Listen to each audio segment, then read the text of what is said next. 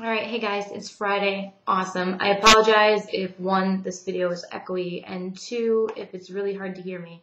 I'm currently coming to you live from my bathroom because my audio is messed up today and is really super quiet for I don't know what reason. But so I'm going to talk about a few of the comments, hobbies, interests, etc. that I got on my comments from my last video. Thank you for commenting. Starting with my hobbies. Cooking is one of my biggest passions. I originally started in at Northern, and when I was transferring over to ISU, I was either going into insurance, culinary arts, or interior design, and something possessed me to go into insurance. I think it had something to do with an overseas internship that looked really interesting at the time that I ended up not doing anyway, but I still have that interest in cooking and baking and such. I live at home with my parents right now, but they get upset because they come home throughout the week, and usually one day or so in the week where there's something sweet sitting on the counter that they don't want to eat because they're trying to watch their weight or something. But I get bored and I cook things, so I'm usually the one that makes dinner every night just because I like to, regardless of what it ends up being. So cooking is definitely one of my bigger hobbies. Before that was dance, and is still. I started dancing in high school. I was a gymnast from like age 2 to 12 competitively, and then after I got out of that, when I was in high school, I was a competitive dancer with my local studio, and I did that until I graduated. And then after I graduated, I taught at that studio for a while. I did their jazz, their hip hop, and their ballet, and I taught a tumbling class because I was a gymnast before I was a dancer, so they took advantage of that, and the tumbling class was real fun. I loved working with the kids. I miss all my students, and hi, if you're watching. They know me probably by a few different names, but whatever. So that's what I used to do, and I still dance. I went to school in college. When I started college, I was a dance major, but after end of my last semester at NIU, my hips started getting messed up. It ended up being my lower back, just some kind of muscle thing. But regardless, I had some sort of injury, and I was refusing to quit just because of that. So when I went to ISU, I still took their classes, although I don't recommend them. The difference between the two schools' dance program is grand, and I found myself rather bored at ISU with dance because they just didn't challenge me enough at that point. So I ended up dropping. I turned it into a minor when I got to ISU, and then ended up dropping it because my hip did get worse because I didn't, give it a rest. And by the time I figured out what was wrong with it, which really wasn't that big a deal, it was about a year out of training, and I'm probably getting passed up by little 18, 17-year-olds. So, yeah. But I still do it on a normal daily basis by myself. I mean, I used to teach it. I'd like to teach it again if I found a studio that was, needing instructors, choreographers. But so I still do it. And music, yes, music is a passion. Always has been. I started when I was really tiny. I grew up with 3 older brothers, and then of course my dad, and they all had vastly different tastes in music. My oldest brother was really into the contemporary and classical and jazz, so I had that side, and then second older brother was into the punk and Aerosmith at the time and that kind of stuff, and then the youngest of the three of them he was more into the metal and that kind of stuff. So I've got a whole big round variety of what I listen to, and I also found myself I listened to the same radio station all the time when I was younger. I think it was B96 at the time, 96.3. And when I started listening to it, it was country. So I started listening to country, and then it turned from a country station into a pop station. So then it got into the Backstreet Boys, and I couldn't change stations because that's the only one that I could get reception properly in my room. So I went from liking country to getting into the pop stuff, big Backstreet Boys fan. And then I got into, the Aerosmith and the punk. And then I went into metal, and I liked all of that at the same time. I think my first concert was a punk concert in Chicago. And I think I was 15 years old. I had a big, or 16 I think. I had a huge exam the next day at school, and I remember them saying on stage, how many of you guys have school tomorrow? And I was like, yeah. And they're like, how many of you guys have to take a test? I was like, yeah. And they're like, how many of you just aren't going to go? And I was like, oh.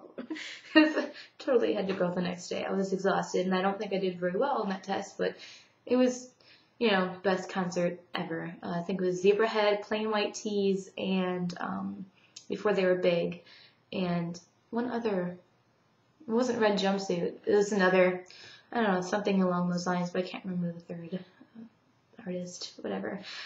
Currently, my two favorites that are ongoing, because my music favorites change on a daily basis, but the two that tend to stay the most, Come Together and Dirty Diana. The Come Together one is originally a Beatles song, but I like the Michael Jackson version better. Sorry, I'm a big Michael fan, and don't hate me for liking the Michael version better. But I also like his song of my favorite is Dirty Diana. My aunt's name's Diane, so I don't know. It's definitely not about her at all, but I like that song. And Miranda Lambert, I'm pretty sure it's Miranda Lambert. Nothing Better to Do. She's country, so there's two sides there, just in those two songs. Next fun topic is my phone, which I don't have on me right now, but it's a rumor. It's green. It slides, and there's a keyboard. I've had it for 2.5 years, and yesterday, yesterday it stopped kind of working. It is 2.5 years old, so it probably is really old, but I don't know. I really need a new phone now. The screen's done. I told a whole bunch of people online that, I just got texting back, yay, because I hadn't had it in the last 2 years because I took it away from myself for school. And now I've got it back, but my screen doesn't work, so don't text me. And what do they all do? And I told them I need new numbers because I can't see the phone numbers in my phone, so I need them so I can actually dial and talk to you. And of course, they text me their phone number. Seriously? And, it's like, hello, people. I can't understand that because my screen's just white and blank. And I think a couple minutes ago it was backwards, any image and any number or letter, it was backwards on the screen. So I don't know what that means, but I know my screen's going out and I know I need a new phone. I'm not sure what kind of phone I want to get. My two older brothers at the moment have iPhones. My brother, who lives in Colorado, he actually works for Backflip Studios, and they make iPhone applications. So he's the art director of that. So he's made, if you've heard of Basket Toss or Ragdoll Blaster, or there's a new one coming out called for Army of Darkness. Have you seen the Army of Darkness movies? He's got a whole bunch of them, and they've all been #1 right when they came out. So if you guys want any information on those, and if you have an iTunes and iPhone and all that, then give me a holler and I will let you know what other ones he has so you can check them out. Some of them are only $1. Some of them are actually free. I think the Basket Toss one was so popular that they were having competitions in Japan on it, ridiculous competitions. So it's exciting. So he's got one, and he talked my other brother into getting one, and now they're both harping on me to get one, but I would never use the applications. I just want to talk and text and maybe a GPS because I have no sense of direction. Don't tell anybody. I get lost everywhere.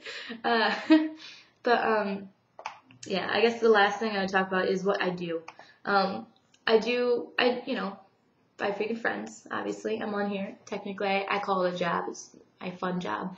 But I also have another fun job. I work for a nonprofit called Why Gen Out Loud. And it's a news blog / site that works toward getting information out to the Y generation, which is ages 18 to 35. But because I tweet for them and I know the kind of information they get out to people, I find some really interesting stuff, some kind of fun, weird stuff online, usually from like the New York Times website, and I tweet about that. But I'll be talking about that on here. It's kind of like my thing. So if you guys have any things you are curious about or you want to know more about, let me know, and I will research it for you and get back to you on it on here. Or you can just, follow YGen Out Loud on Twitter and hear about all kinds of stuff. We have a event that's going to be going on. I'm their social media and PR intern, so I do their public relations and their social media. I tweet for them, and I'm going to be doing their PR for this event coming up called YGen Cares at the Holidays, and it's just about what do you do to help your community, in your community, and send in an essay, a slideshow, a video, whatever, and they've got a whole bunch of prizes that they're giving away, and they're like good prizes. Like, I think the smallest one's like $100 in a gift card, and then it goes all up to $500 in gift cards for the different types of submissions. They're doing 3 for essay, 3 for slideshow, 3 for video, and so if you're doing something for your community, I mean, you may as well submit something for them because you might get something awesome back. I mean, everybody loves free stuff, right? And look at me, it's not that hard to make a video. So I also work for an insurance company called The Hartford. I do claims adjusting. I just got that job. It's like my first big job. So I'm excited about that. I start next week. I graduated in May, and I've been looking since like January for a job that pays. Because the nonprofit is an internship. It doesn't pay. Five Freaking Friends doesn't pay. I finally have a job that pays me something. So I'm really excited about that. In this economy, it's not exactly the easiest thing. But I guess lastly, I just want to remind you guys about the contest and everything going on next week. We have Fan Appreciation Week. So make sure you put your comments up on Sarah's video that explains that. You can find it on the site. And she'll be picking 5 people to put their video up on the site for next week. So that's fun because you can make your own video and put it up there and have people see it and show it to your friends and stuff. So have fun with that. I hope you get picked, and have an awesome weekend. And I will see you guys next week.